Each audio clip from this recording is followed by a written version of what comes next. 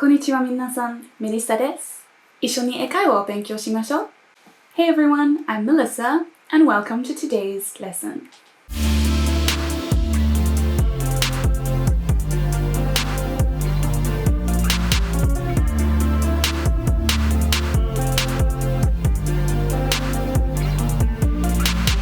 今日のレッスンは bored と boring の使い方。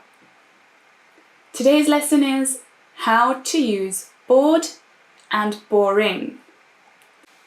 This is one that people get confused a lot. Don't say, I'm boring. You're probably not. If you say, I'm bored, that's totally okay. You can get boring people, but it's not nice to say so.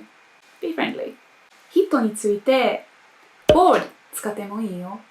他の名詞について本とか映画とか boring と言っていいよ。I watched a really boring movie, so I was bored. The movie was boring. I was bored. I'm so bored. There's nothing to do. This book is boring.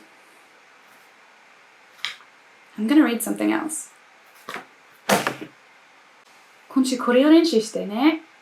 コメントで練習してもいいよ。Practice this week, and you're welcome to practice down in the comments. Don't forget to like and subscribe and tell me what you want to see next.